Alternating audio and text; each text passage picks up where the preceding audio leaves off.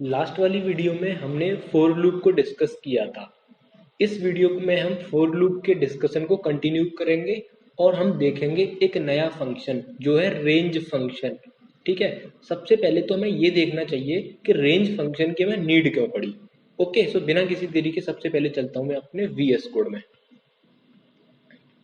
Okay, तो हम अपने VS कोड में आ चुके हैं और जब मैंने आपको लास्ट वाली वीडियो में आपको फोर लूप पढ़ाया था, तो फोर लूप के साथ मैंने आपको एक लिस्ट को आइटरेट करना सिखाया था। फॉर एग्जांपल, आपके पास एक लिस्ट है और जिसमें आपके पास 10, 20, 30 एंड आपका ANKIT अंकित एंड आपका कोई फ्लोटिंग पॉइंट नंबर जो है आपका रखा हुआ है। ये आपके पास एक लिस्ट है जिसमें 1, 2, 3, 4 और 5 डेटा आइटम्स इस लिस्ट के अंदर रखे हुए हैं।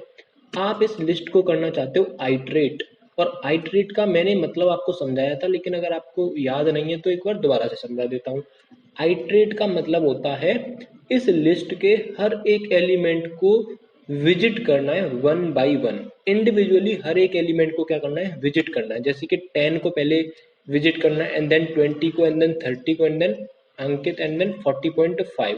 तो हर एक एलिमेंट को आपको क्या करना है, विजिट करना है वन बाय वन। मतलब कि इंडिविजुअली भी आप कह सकते हो, लेकिन हर एक को विजिट करना है, तो इसको बोलते हैं आइटरेट करना। किसी भी लिस्ट को आपने क्या किया, आइटरेट किया, और उसके लिए हम यूज करते हैं लूप। मैंने आपको लास्ट वाली वीडियो में बताया था। अब हम आइटरेट करने के लिए क्या करेंगे, four item in list L.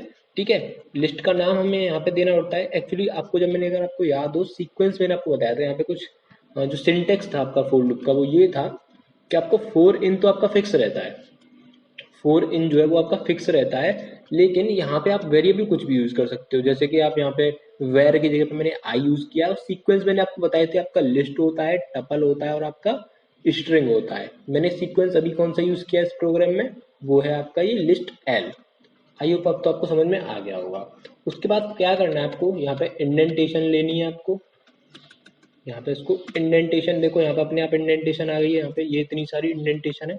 Okay, उसके बाद आपको क्या करना है, प्रिंट करना है आइटम को। ठीक है, अब हम प्रिंट करके देखते हैं इसको। उससे पहले मैं इसको डिलीट करता हूँ और यहाँ पे अगेन प्रिंट करते हैं। तो देखो, हमने यहाँ पे लिस्ट को आइटरेट कर लिया है। हमने अभी क्या किया था, उससे एक लिस्ट बनाई थी, और उस लिस्ट को बनाने के बाद हमने उसको एल नाम के एक वेरिएबल में असाइन कर दिया था। अब हमने क्या है, इस एल नाम का जो वेरिएबल है दैट इज लिस्ट है आपका, इस पे हमने आइटरेट किया है, इसको हमने यूजिंग फॉर लूप, और यहाँ पे कुछ इस तरह से हमने इसको आइटरेट कर लिया है। लेकिन क्या होगा अगर ये लिस्ट होती आपकी 100 एलिमेंट्स की, लेट से इसमें 100 एलिमेंट्स होते, तो क्या आप इसको, लेट से आपके पास एक लिस्ट है जिसमें आपको क्या करना है, 1, 2, 3, 4, 5, 6, 7, और ऐसे करते करते आपके पास कितने हैं, 100 यहाँ पे नंबर्स जो है इस लिस्ट के अंदर रखे हुए हैं। ठीक है सर, ये लेट से ये लिस्ट है रोल नंबर्स की, और रोल नंबर्स कितने हैं आपके, 1 से लेके 100 तक है। तो क्या आप यहाँ पे 100 तक इसको लिखते, नहीं। तो इसी चीज को रिप्लेस करने के लिए, इसी चीज को आसान करने के लिए, कि अगर आपको एक सीक्वेंस जनरेट करना है, जो कि सीक्वेंस कैसा है, नंबर्स का सीक्वेंस है। ठीक है, अभी आपको बिल्कुल भी कुछ समझ में नहीं आया होगा, मैं आपको एक बार और समझा देता हूँ कि लेट से आपके पास आपको एक लिस्ट बनानी है, और इस लिस्ट में आपको क्या करना है, 1 से लेकर 100 तक जो है नेचुरल नंबर्स जो होते हैं आपके, उनको क्या करना है, ऐसे स्टोर करना है। तो क्या आप 100 तक इसमें नंबर्स को लिखोगे, नहीं। आप क्या करोगे, आप रेंज फंक्शन का यूज करोगे। अब रेंज फंक्शन क्या करेगा, देखो यहाँ पे रेंज फंक्शन क्या करेगा, यहाँ पे रेंज फंक्शन लिखना है। जो सीक्वेंस आपने यहाँ पे लिखा था, इस सीक्वेंस की जगह पे आपको क्या लिखना है, यहाँ पे रेंज फंक्शन जो है, फंक्शन क्या होते हैं, ये सारी बातें हम डिस्कस करेंगे अपनी नेक्स्ट वीडियो में। नेक्स्ट, शायद नेक्स्ट नहीं, नेक्स्ट से भी नेक्स्ट जो वीडियो आएगी ना उसमें डिस्कस करेंगे। लेकिन अभी आपको याद रखना है, सीक्वेंस की जगह पे हमें रेंज फंक्शन का नाम लिखना है। ओके, अब रेंज फंक्शन क्या करता है वो मैं आपको इस प्रैक्टिकल की हेल्प से समझाता हूँ। यहाँ पे आपको क्या करना होता है, आपको कितने नंबर्स जनरेट करने हैं, वो है आपके 1 से लेकर 100 तक। तो आपको स्टार्ट वैल्यू पास करनी पड़ती है। यहाँ पे स्टार्ट वैल्यू कितनी आपकी 1, एंड देन आपको कितने नंबर्स जनरेट करने हैं, 100। तो आपको जाना है स्टॉप, आपको 100 पे नहीं, आपको 101 पे होना है। ठीक है, तो स्टार्ट वैल्यू कितनी है, 1 से स्टार्ट करना है, कहाँ तक जाना है, 101 तक जाना है। और आपका स्टेप साइज क्या रहेगा, 1। स्टेप साइज क्या होता है वो मैं आपको भी बताऊंगा बट अभी आप याद रखिए स्टेप साइज आपको देना यहाँ पे जरूरी नहीं है, आप इसको दे भी सकते हो नहीं भी दे सकते। तो हमने क्या किया, स्टार्ट की वैल्यू 1 और स्टॉप कितना है आपका 100 पे होना है, तो इसलिए हमें एक नंबर यहाँ पे एक्स्ट्रा लिखना पड़ता है, दैट इज 101। अभी आप यहाँ पे देख सकते हो इसको, देखो यहाँ पे इसने क्या किया है 100 तक सारे के सारे नंबर्स को आइटरेट कर दिया है। ठीक है, अब ये काम कैसे कर रहा है वो भी मैं आपको बताता हूँ। देखो यहाँ पे इसने पूरे 100 को आइटरेट कर दिया। तो आई होप आपको समझ में आई होगी कि नीड क्यों पड़ी हमें रेंज फंक्शन की। एक्चुअली रेंज फंक्शन की नीड जो पड़ी वो मैंने आपको बता दिया, और रेंज फंक्शन काम कैसे कर रहा है वो भी मैं आपको एक बार बता देता हूँ। देखो अभी बिहाइंड द सीन क्या हो रहा होगा, जैसे ही आपने रेंज 1,100 यहाँ पे लिखा, actually this is known as calling. हम देखेंगे नेक्स्ट वीडियो में, हम अपना अच्छे से फंक्शन जब पढ़ेंगे, जब देखेंगे कॉलिंग क्या होता है, डेफिनेशन क्या होता है। बट अभी यहाँ पे याद रखिए आपने सीक्वेंस की जगह पर रेंज फंक्शन का नाम लिखा और उसमें आपने स्टार्ट वैल्यू 1 डाली और स्टॉप वैल्यू 101, क्योंकि आपको 100 तक जाना है इसलिए एक एक्स्ट्रा आपको लिखना पड़ेगा। तो बिहाइंड द सीन क्या हुआ होगा, आप इसको ऐसे समझ सकते हो, ये यहाँ से हट के यहाँ पे कोई एक ऐसे लिस्ट क्रिएट हो गई होगी जो कि 100 तक आपकी होगी, ऐसे कुछ इस तरह से। यहाँ पे इसमें 100 नंबर है। अब आपको पता चल गया क्या होगा, सबसे पहले 1 जो है फर्स्ट इटरेशन में 1 जो है इस आइटम के अंदर असाइन होगा और फिर आपका आइटम प्रिंट हो जाएगा। नेक्स्ट इटरेशन में 2 आपका क्या होगा, असाइन होगा और 2 क्या होगा, प्रिंट हो जाएगा। थर्ड इटरेशन में 3 जो आइटम के अंदर असाइन होगा वो प्रिंट हो जाएगा। ऐसे ही सबसे जो लास्ट वाली इटरेशन आएगी दैट इज 100th इटरेशन, उस 100th इटरेशन में क्या होगा, ये जो 100 है ये आइटम के अंदर असाइन होगा और आप आइटम को फिर से प्रिंट कर दोगे। तो इस तरह से आपका काम यहाँ पे हो रहा है। ये बिहाइंड द सीन बताया मैंने आपको एक्चुअली।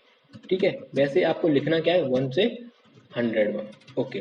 तो कितना आसान हो गया यार रेंज फंक्शन से हमें किसी भी सीक्वेंस को आइटरेट करना, कितना आसान हो गया हमें किसी भी 1 से लेके 100 तक हमें नंबर्स को प्रोड्यूस करना। आई होप आपको रेंज फंक्शन का नीड तो समझ में आया होगा। बस इसी को थोड़ा सा यहाँ पे इसकी थ्योरी जो है इसको हम थोड़ा सा पढ़ने की कोशिश करेंगे, और यहाँ पे मैं आपके लिए यहाँ पे range function, actually range function क्या कर रहा है, रेंज फंक्शन रिटर्न्स करता है एक सीक्वेंस ऑफ नंबर्स। जैसा कि मैंने आपको बताया था कि 1 से लेके 100 तक आपको नंबर्स को प्रोड्यूस करना, तो क्या करोगे आप 1 से 100 नहीं डालोगे बल्कि 1,101 उसमें प्रेस करोगे। एक्चुअली आपको सिंटेक्स दिखा देता हूँ मैं यहाँ पे आपका। देखो सिंटेक्स में क्या था, बिगिनिंग, बिगिनिंग मतलब कहाँ से आपको काउंटिंग स्टार्ट करनी है 1 से, एंड कहाँ पे जाना है 100 पर, बट आप एक स्टेप एक्स्ट्रा लिखोगे दैट इज 101। उसके साथ यहाँ पे एक थर्ड पैरामीटर और है, पैरामीटर क्या होता है वो भी मैं आपको बताऊंगा, लेकिन अभी हम जब फंक्शन पढ़ेंगे तब। ओके, ये स्टेप जो है, स्टेप क्या करता है उसका मैं आपको यहाँ पे यूज दिखाता हूँ, उसका मैं आपको यहाँ पे यूज दिखाता हूँ। ठीक है, स्टेप का काम क्या है यहाँ पे। तो यहाँ पे हम चलते हैं VS कोड में और यहाँ पे थोड़ा सा सीक्वेंस को छोटा कर लेते हैं। एक्चुअली हम ले लेते हैं 10 तक का सीक्वेंस। अभी अगर मैं प्रिंट करता हूँ तो क्या होगा, अभी देखो इसने 1 से लेके 10 तक नहीं, हम यहाँ पे 11 कर लेते हैं।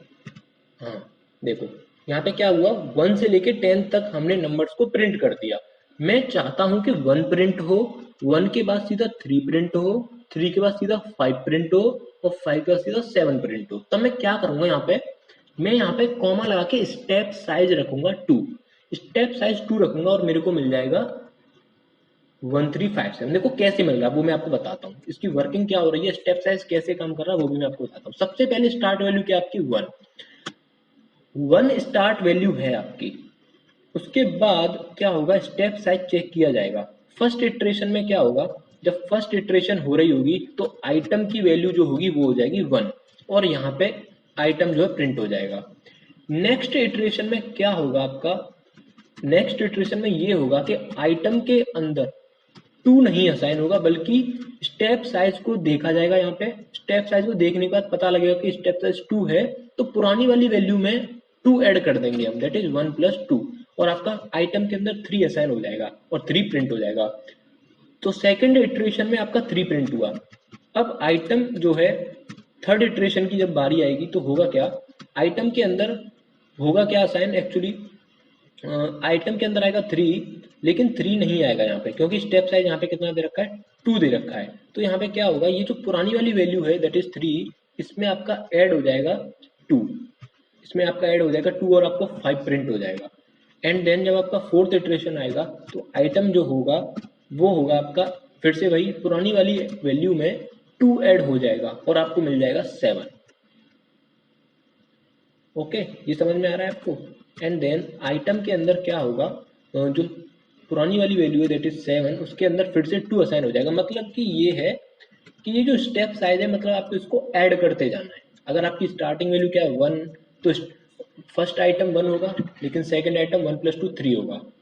ओके, उसके बाद आपका 3 में 2 ऐड हो जाएगा, एंड देन आपका 5 आ जाएगा, 5 में 2 ऐड हो जाएगा, आपका 7 आ जाएगा, 7 में 2 ऐड हो जाएगा, आपका 9 आ जाएगा। तो इस तरह से आपका क्या जो है यहाँ तक 9 तक आपका प्रिंट हो जाएगा। अगर आप चाहते हो स्टेप साइज को 3 रखना, तो आप 3 भी रख सकते हो। तो फर्स्ट वैल्यू 1 आएगी, फिर 1 के बाद 1 में आपका 2 नहीं बल्कि अब स्टेप साइज 3 है तो 3 ऐड होगा और आपका आंसर 4 आएगा। और यहाँ पे 4 में ऐड होगा आपका फिर से 3 और आपका यहाँ पे होगा 7। एंड 7 में आपका जब 3 ऐड होगा तो होगा क्या, ये हो जाएगा आपका 10, और ये नहीं चलेगा अब। तो यहाँ पे कितने इटरेशन हो पाएंगे, 1 1 2 3 4, 4 इटरेशन हो पाएंगे आपके। तो देखो 1, फिर एंड देन आपका 4, एंड देन आपका 7, एंड देन आपका 10। तो कुछ इस तरीके से आपका स्टेप साइज काम कर रहा है। आप स्टेप साइज को नेगेटिव में भी रख सकते हो, नेगेटिव में रखोगे तो अब क्या होगा, माइनस होता जाएगा, ठीक है, लेकिन इससे कोई फायदा नहीं होगा। आप इसको उल्टा करके चला सकते हो, यहाँ पे एक्चुअली ऐसे 11 से लेके 1 तक। स्टार्टिंग वैल्यू क्या है 11, 11 माइनस 3 क्या होगा आपका 8, 8 माइनस 3 आपका होगा 5। तो अब इसको रन करा लेते हैं। देखो पहले आपका 11 आया, फिर 11 माइनस 3 आपका 8 होगा, फिर 8 माइनस 3 आपका 5 होगा, 5 माइनस 2 आपका 5 माइनस 3 आपका 2 होगा। तो कुछ इस तरीके से आपका रेंज फंक्शन जो है काम करता है। अब आपको क्लियरली समझ में आया होगा कि स्टार्ट वैल्यू क्या होती है, स्टॉप वैल्यू क्या होती है, और आपका step size. Basically step size का केवल एक ही काम होता है, स्टेप साइज को आपको ऐड करते चलना है अगर पॉजिटिव है तो, अगर नेगेटिव है तो आपको सब्ट्रैक्ट करते चलना है, और इस तरह से आपका जो है यहाँ पे आउटपुट आ जाएगा। एक और एग्जांपल हम यहाँ पे देखते हैं।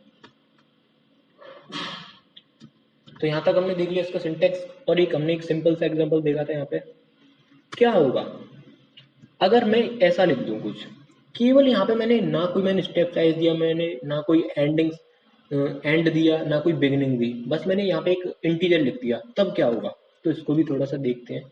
अब क्या होगा यहाँ पे, अगर मैंने यहाँ पे सिंपल यहाँ पे 11 लिख दिया, तो 11 लिखने से क्या होगा, एक्चुअली ये जो पूरा का पूरा जो कोड है, ये केवल 0 से लेके 10 तक नंबर्स को जनरेट करेगा। इसको आपको याद रखना है।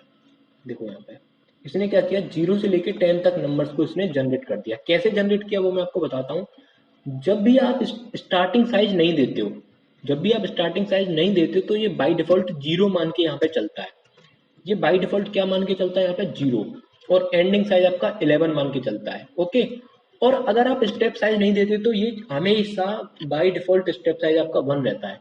ओके सर, हमेशा याद रखना, स्टेप साइज अगर आप नहीं दोगे तो पाइथन का इंटरप्रेटर अपने आप खुद से स्टेप साइज 1 रख लेगा। तो इसको मैं ये लिखूं या फिर मैं लिखूं ये कुछ इस तरीके से, रेंज 11, तो ये एक ही बात होती है। या तो मैं रेंज 11 लिखूं, तो ये आपको 11 को एक एंडिंग वैल्यू समझेगा, 11 को एक एंडिंग वैल्यू समझेगा, और 0 से इसको स्टार्ट करेगा और स्टेप साइज 1 रखेगा। आई होप आपको ये समझ में आ गया होगा।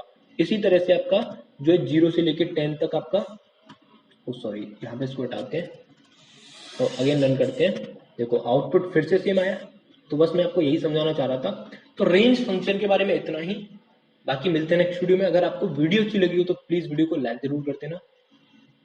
मिलते हैं नेक्स्ट वीडियो में, तब तक के लिए टाटा।